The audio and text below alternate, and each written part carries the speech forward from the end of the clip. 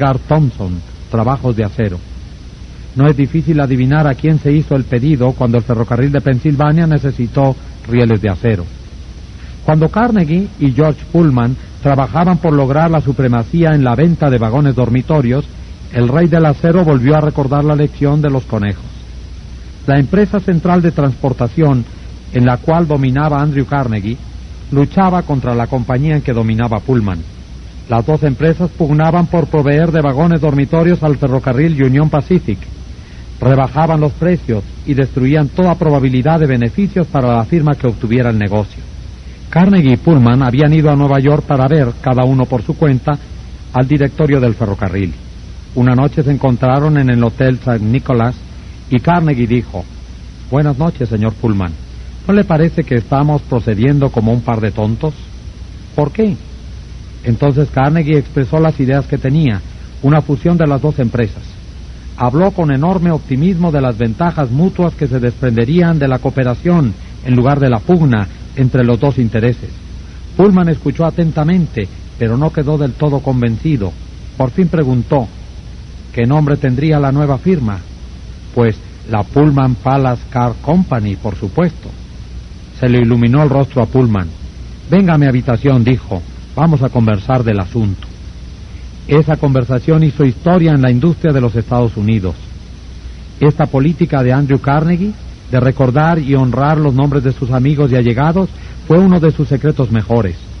Señalaba con orgullo el hecho de que recordaba y llamaba por su nombre de pila a muchos de sus obreros, y se vanagloriaba de que, cuando tuvo personalmente a su cargo los altos hornos, jamás se declaró en ellos una huelga. Benton Love, presidente del banco Texas Commerce and Shares, cree que cuanto mayor es una corporación, más fría se vuelve. Un modo de darle calidez, dice, es recordar los nombres de la gente. El ejecutivo que me dice que no puede recordar nombres, me está diciendo que no puede recordar una parte importante de su trabajo y está operando sobre arenas movedizas. Karen Kirsch, de Ranchos Palos Verdes, California, asistente de vuelo de la TWA, se hizo la costumbre de aprender la mayor cantidad posible de nombres de los pasajeros a los que debía atender y usar esos nombres al servirles. Esto dio por resultado muchas felicitaciones a su servicio, tanto a ella como a su aerolínea. Un pasajero escribió: «Desde hace un tiempo no usaba la TWA para mis viajes, pero en adelante no pienso viajar por otra compañía. Me han hecho sentir que son una compañía muy personalizada y esto es importante para mí». Las personas sienten tanto orgullo por sus apellidos que tratan de perpetuarlos a cualquier costa. Hasta el viejo P.T. Barnum, tan mundano, tan rudo, decepcionado porque no tenía hijos que conservaran su apellido, ofreció a su nieto, C.H. Searle, $25,000 si se agregaba el nombre de Barnum. Durante siglos, los nobles y magnates mantuvieron a artistas, músicos y escritores con tal de que éstos les dedicaran sus creaciones. Bibliotecas y museos deben sus más ricas colecciones a personas que no pueden allanarse a pensar que sus nombres desaparezcan del recuerdo de la humanidad. La Biblioteca Pública de Nueva York tiene colecciones Astor y Lenox. El Museo Metropolitano perpetúa los nombres de Benjamin Altman y J.P. Morgan. Y casi todas las iglesias se ven embellecidas por ventanales que conmemoran los nombres de los donantes. Muchos de los edificios en la mayoría de las universidades llevan los nombres de quienes contribuyeron con donaciones para su construcción.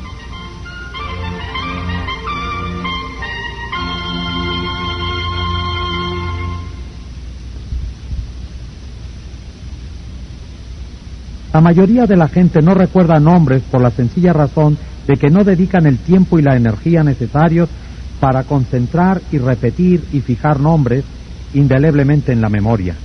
Se disculpan diciendo que están demasiado ocupados, pero seguramente no lo están más que Franklin D. Roosevelt, quien dedicaba mucho tiempo a recordar hasta los nombres de los mecánicos con quienes entraba en contacto. Un ejemplo: la organización Chrysler construyó un automóvil especial para el señor Roosevelt, que no podía usar un auto corriente por tener paralizadas las piernas. W.F. Chamberlain y un mecánico lo entregaron en la Casa Blanca.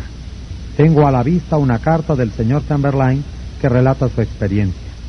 Enseñé al señor Roosevelt, dice la carta, cómo se maneja un automóvil, con muchos detalles inusitados, pero él me enseñó mucho más acerca del arte de tratar con la gente.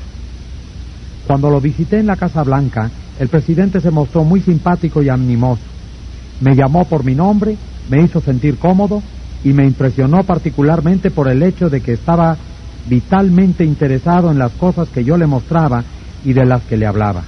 El automóvil estaba construido de manera que se le pudiera manejar exclusivamente con las manos. Una multitud se reunió para mirar el coche y el presidente dijo: creo que es maravilloso. Todo lo que hay que hacer es tocar un botón y empieza a andar, y se le puede dirigir sin esfuerzo. Es notable. No sé cómo lo han podido hacer. Me encantaría tener tiempo para desarmarlo y ver cómo funciona. Cuando los amigos y allegados del presidente admiraron la máquina, el señor Roosevelt dijo en mi presencia: señor Chamberlain, le aseguro que aprecio sobremanera todo el tiempo y los esfuerzos que ha dedicado usted a producir este coche. Es espléndido. Admiro el radiador, el espejo retrospectivo especial, el reloj, el faro especial, el tapizado, la posición del asiento del conductor, las valijas especiales en el compartimiento de equipajes, con sus iniciales en cada una. En otras palabras, notó todos los detalles que, según sabía él, me habían preocupado más. Se esforzó por hacer notar todos esos detalles a la señora Roosevelt, a la secretaria de Trabajo, señora Perkins, y a su secretario. Hasta hizo participar del episodio al viejo portero de la Casa Blanca, a quien comunicó: George, tendrás que cuidar especialmente esas valijas. Terminada la lección que le di para manejar el coche, el presidente se volvió hacia mí y dijo: bueno, señor Chamberlain, hace 30 minutos que hago esperar a la Junta de Reserva Federal. Creo que haría bien en volver a mi trabajo. Yo había llevado un mecánico a la Casa Blanca y al llegar lo presenté al señor Roosevelt. No habló con el presidente, quien solo una vez oyó pronunciar su nombre. Era un mozo tímido y se mantuvo alejado de los demás. Pero antes de retirarse, el presidente buscó al mecánico, le dio la mano, lo llamó por su nombre y le agradeció haber ido a Washington. Su agradecimiento no tenía nada de una falsa cortesía, decía lo que sentía. Pocos días después de regresar a Nueva York, recibí una fotografía del presidente Roosevelt, con su autógrafo y una cartita de agradecimiento. No sé cómo tiene tiempo para estas cosas. Franklin D. Roosevelt sabía que uno de los medios más sencillos, más evidentes y más importantes para conquistar buena voluntad es el de recordar nombres y hacer que los demás se sientan importantes. Pero, ¿cuántos de nosotros hacemos lo mismo? Cuando nos presentan a un extraño, conversamos con él unos minutos y generalmente no recordamos ya su nombre cuando nos despedimos. Una de las primeras lecciones que aprende un político es esta: recordar el nombre de un elector es cualidad de estadista. Olvidarlo equivale a ir al olvido político. Y la capacidad para recordar nombres es casi tan importante en los negocios y los contactos sociales como en la política. Napoleón III, emperador de Francia y sobrino del gran Napoleón, se envanecía de que, a pesar de todos sus deberes reales, recordaba el nombre de todas las personas a quienes conocía. Su técnica, muy sencilla. Si no oía claramente el nombre, decía: lo siento, no oí bien. Después, si el nombre era poco común, preguntaba cómo se escribía.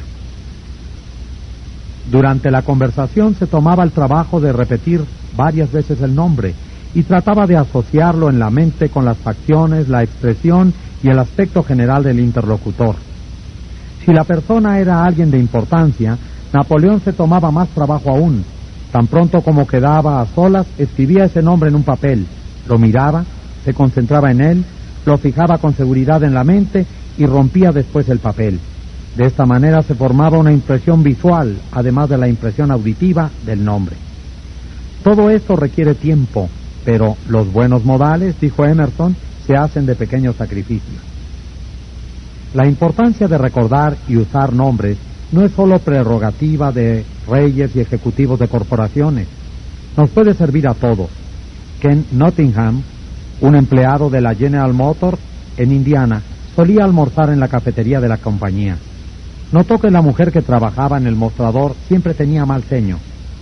Hacía 2 horas que estaba haciendo emparedados y yo no era sino un emparedado más para ella. pesó el jamón en una pequeña balanza, agregó una hoja de lechuga y un plato con un puñado de papas fritas. Al día siguiente hice la misma cola, la misma mujer, el mismo mal ceño. La única diferencia fue que me fijé en la etiqueta con su nombre en el delantal. Le sonreí y le dije, hola, Eunice. Y después le pedí el emparedado que quería. Pues bien, la mujer se olvidó de la balanza, puso una pila de fetas de jamón, 3 hojas de lechuga y una montaña de papas fritas que se me caían del plato. Deberíamos tener presente la magia que hay en un nombre y comprender que es algo propio exclusivamente de esa persona y de nadie más. El nombre pone aparte al individuo, lo hace sentir único entre todos los demás. La información que damos o la pregunta que hacemos toma una importancia especial cuando le agregamos el nombre de nuestro interlocutor. Desde la camarera hasta el principal ejecutivo de una empresa, el nombre obrará milagros cuando tratamos con la gente. Regla 3. Recuerde que para toda persona su nombre es el sonido más dulce e importante en cualquier idioma. Capítulo 4. Fácil manera de convertirse en un buen conversador. Hace poco fui invitado a jugar el bridge en casa de unos amigos. Yo no juego, y había allí una señora rubia que tampoco jugaba. Descubrió que trabajé con Lowell Thomas antes de que éste se dedicara a la radiotelefonía, que he viajado por Europa en muchas ocasiones mientras le ayudaba a preparar las conferencias sobre viajes que por entonces pronunciaba. Oh, señor Carnegie, me dijo esta dama, quiero que me hable de todos esos lugares que ha visitado usted. Al sentarnos en un sofá, me hizo saber que acababa de regresar de un largo viaje por África, efectuado en compañía de su esposo. ¿África?, exclamé. ¡Qué interesante! Siempre he querido ver África, pero, salvo una vez que estuve 24 horas en Argel, no lo he conseguido jamás. Dígame, ¿visitaron la región de la Casa Mayor? ¿Sí? ¡Qué hermosura! ¡Cómo la envidio! Hábleme de África. 45 minutos habló la dama. Ya no volvió a preguntarme por dónde había estado yo, ni qué había visto. No quería oírme hablar de viajes. Todo lo que quería era un oyente interesado para poder revelar su yo y narrar todas sus experiencias. ¿Era una mujer extraordinaria? No, hay muchas personas como ella. Por ejemplo, hace poco encontré a un conocido botánico durante una comida dada en casa de un editor de Nueva York.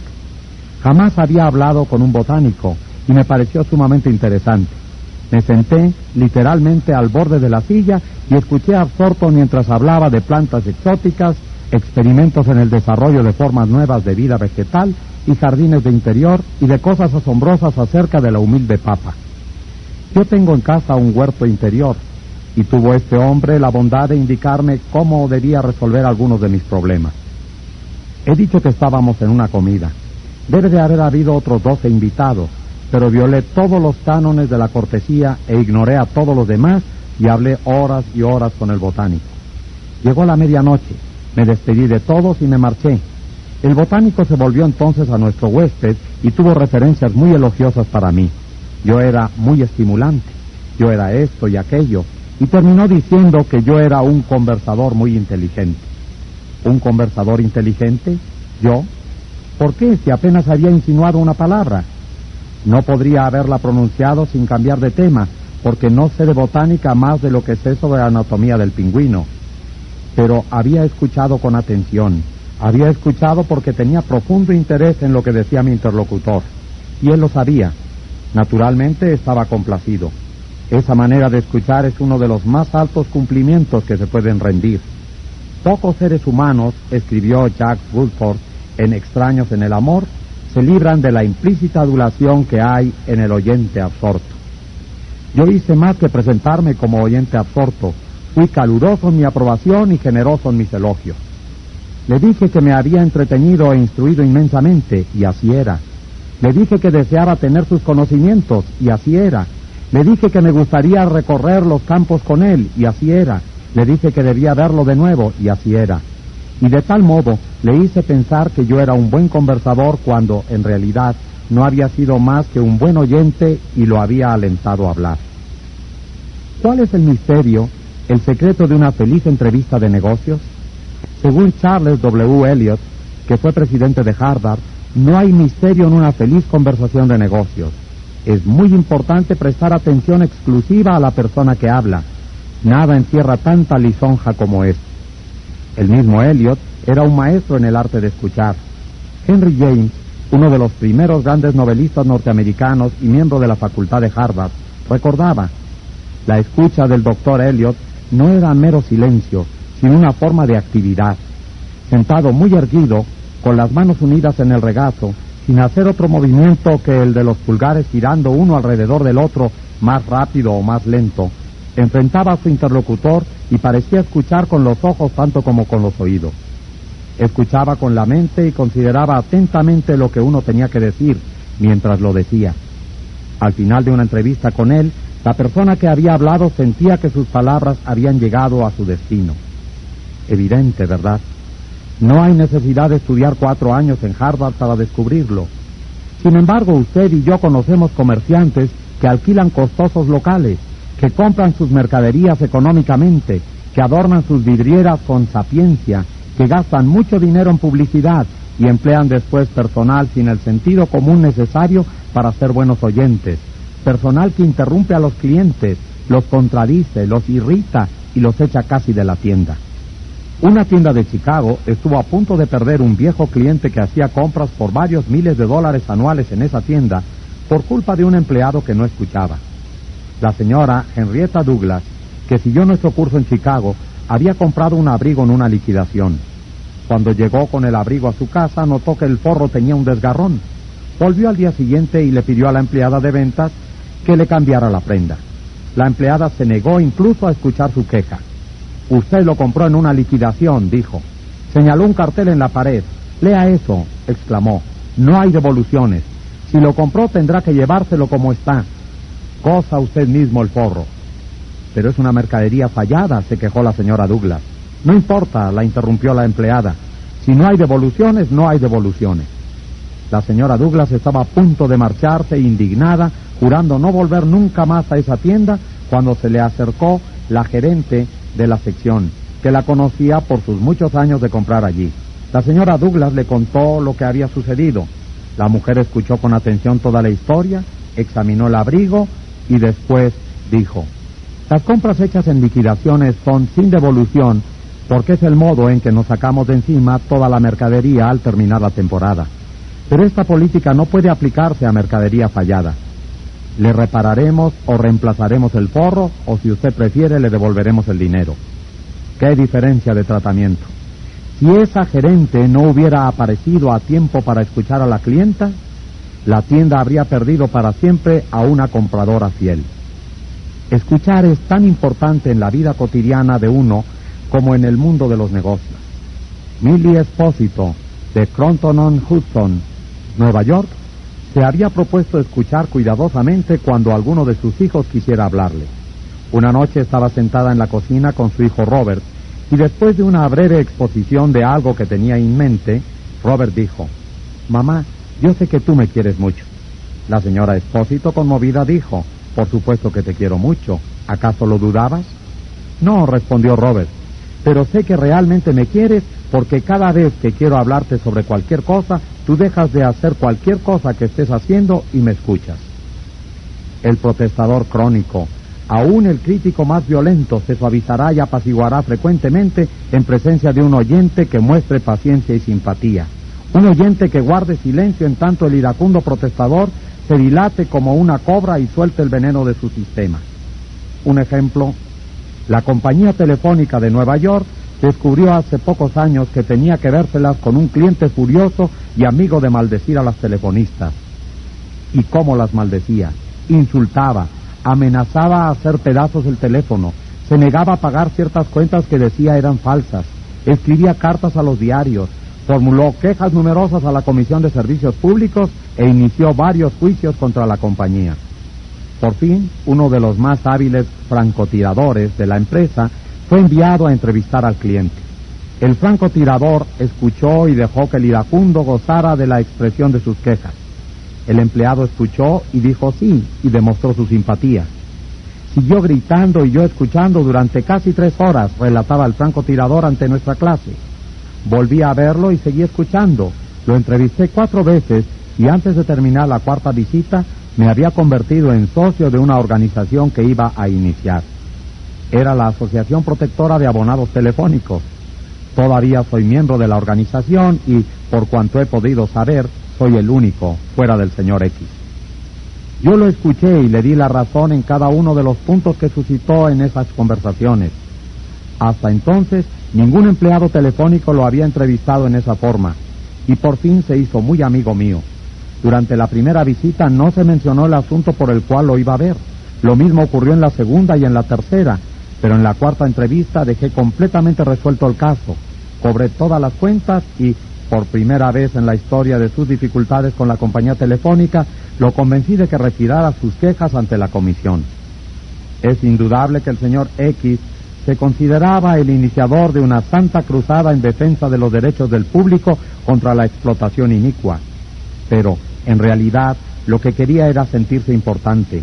Lo conseguía protestando y quejándose, pero tan pronto como su deseo de importancia fue satisfecho por un representante de la empresa, sus presuntos inconvenientes se desvanecieron del todo. Una mañana, hace años, un furioso cliente penetró en la oficina de Julian F. Detmer, fundador de la Detmer Woolen Company, que después llegó a ser la empresa más grande dedicada a la distribución de tejidos de lana a sastrería. Ese hombre, me explicaba el señor Detmer, nos debía $15. El cliente lo negaba, pero nosotros sabíamos que estaba errado. Nuestro departamento de crédito insistía, pues, en que pagara. Después de recibir una cantidad de cartas de ese departamento, hizo su equipaje, viajó hasta Chicago y corrió a mi oficina para informarnos no solamente de que no iba a pagar esa cuenta, sino que jamás lo veríamos comprar una sola cosa más en la Detmer Woolen Company. Escuché pacientemente todo lo que dijo. Sentí tentación de interrumpirlo, pero comprendí que eso sería mala política. Lo dejé hablar y hablar, pues, hasta que se agotó.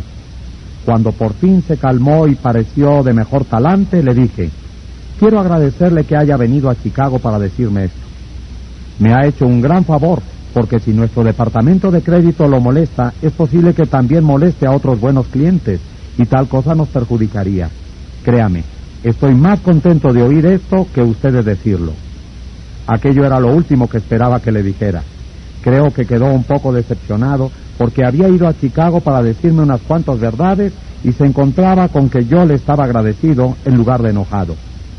Le aseguré que dejaríamos sin efecto la presunta deuda porque el cliente era un hombre muy cuidadoso, con una sola cuenta que vigilar, en tanto que nuestros empleados tenían que vigilar miles de cuentas. Por lo tanto, era muy probable que él tuviera razón y nosotros nos equivocáramos. Le dije que comprendía exactamente su punto de vista y que, en su lugar, yo habría procedido indudablemente igual que él. Y como no quería comprarnos más mercancías, le recomendé otras fábricas de tejidos. En ocasiones anteriores habíamos almorzado juntos cuando iba a Chicago, y esta vez lo invité a almorzar. Aceptó de mala gana, pero cuando volvimos a la oficina, nos hizo un pedido mayor que en cualquier ocasión anterior. Volvió a su ciudad mucho más tranquilo y, por el deseo de ser tan justo como habíamos sido nosotros, revisó sus libros, encontró una boleta extraviada y nos envió un cheque con una nota en que pedía disculpas. Posteriormente, cuando su mujer le dio un hijito, lo bautizó con el nombre de Detmer y siguió siendo amigo y cliente de nuestra casa hasta que murió 22 años más tarde.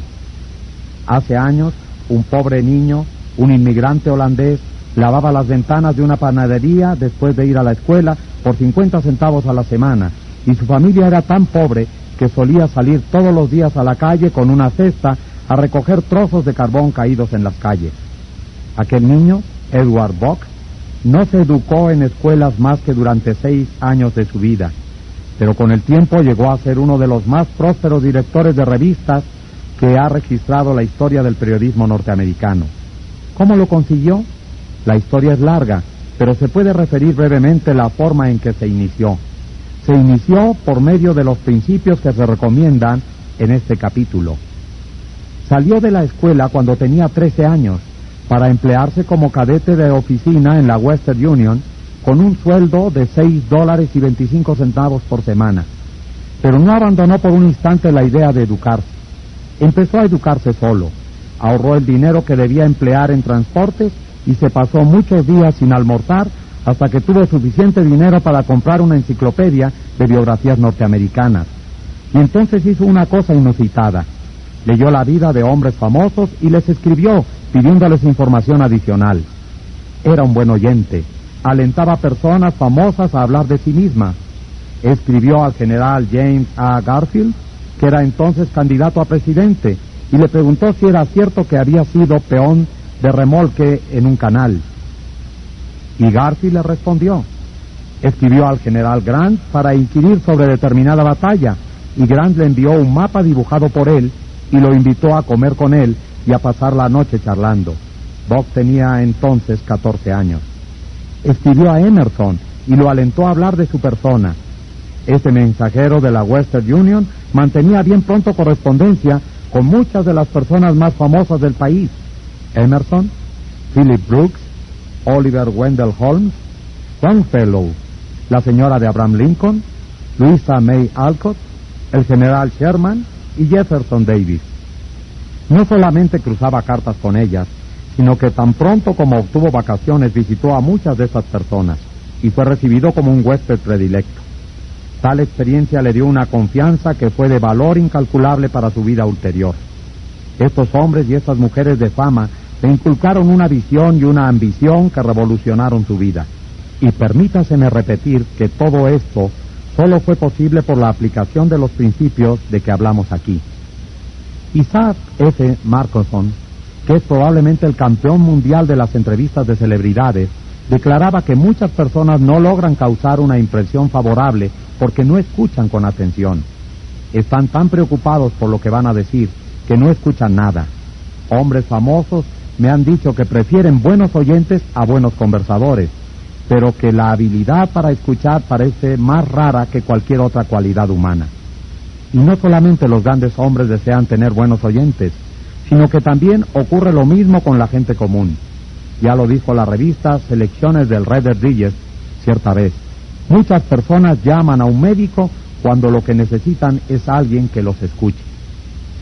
Durante las horas más sombrías de la guerra civil, Lincoln escribió a un viejo amigo en Springfield, Illinois, pidiéndole que fuera a Washington.